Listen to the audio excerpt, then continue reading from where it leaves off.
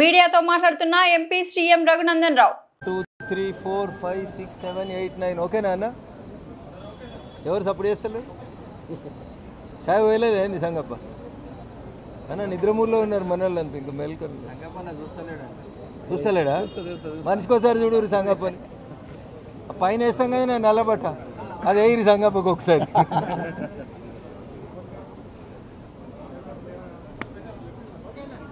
Media మిత్రులకు నమస్కారం.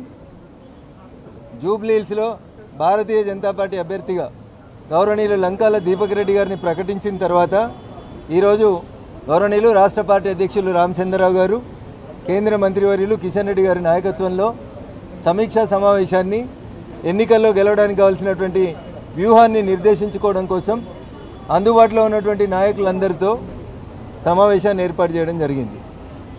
Jubilee hills ఉప ఎన్నిక భాగ్యనగరం భవిష్యత్తుని దృష్టిలో పెట్టుకొని భాగ్యనగరం బాగుండాలంటే, భాగ్యనగరంలో ప్రజల భవిష్యత్తు బాగుండాలంటే ఎంఐఎం గూండాల యొక్క అనుమతితో మనం బతకాల్సినటువంటి పరిస్థితులు భవిష్యత్తులో రావద్దంటే భాగ్యనగరంలో ఉన్నటువంటి ప్రజలు, ముఖ్యంగా జూబ్లీ హిల్స్ ఓటర్ మహాశయులందరూ కూడా ఆలోచించాలని సవినయంగా అప్పీల్ చేస్తూ ఉన్నాం. కన్నీళ్లతో ఒకరు ప్రచారం చేస్తూ ఉన్నారు. కాబట్టి కన్నీరుకు కరిగిన కట్టెలకు భయపడిన జూబ్లీ హిల్స్ భవిష్యత్తుతో పాటు ఈ భాగ్యనగరం భవిష్యత్తు మూసీ నదిలో కలవాల్సినటువంటి పరిస్థితి వస్తుంది. కాబట్టి ఆ కన్నీరు ఎప్పుడు వస్తూనే ఉంటుంది. కన్నీరు కారణం వేరున్నది, కట్టెలు పట్టుకొని తిరిగేటోళ్ళ కారణాలు కూడా మీకు తెలుసు.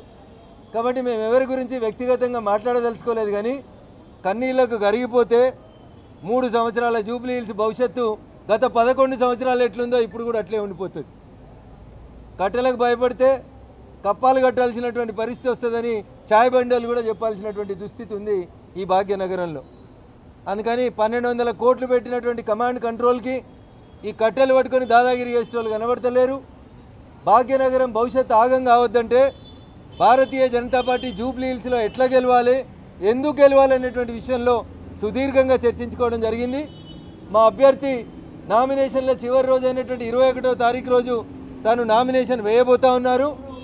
ఆ నామినేషన్ వేసేటువంటి కార్యక్రమం నుంచి ఓటరు మహాశైల ఆలోచన విధానంలో ఎట్లా మార్పు తీసుకోవాలి, ఎట్లా మార్పు తీసుకురావాలనే విషయం లోపల సోషల్ మీడియాలో కొన్ని యూట్యూబ్ ఛానళ్లలో భారతీయ జనతా పార్టీ గురించి, భారతీయ జనతా పార్టీ నాయకత్వం గురించి జరుగుతున్నటువంటి తప్పుడు ప్రచారాన్ని ఎప్పటికప్పుడు ఎట్లా ఖండించాలనేటువంటి విషయంతో పాటు పత్రికా యాజమాన్యాలకి, ఎలక్ట్రానిక్ ప్రింట్ మీడియా పెద్దలందరికీ కూడా మేము సగౌరవంగా చేసేటువంటి అప్పీల్ ఒకటే.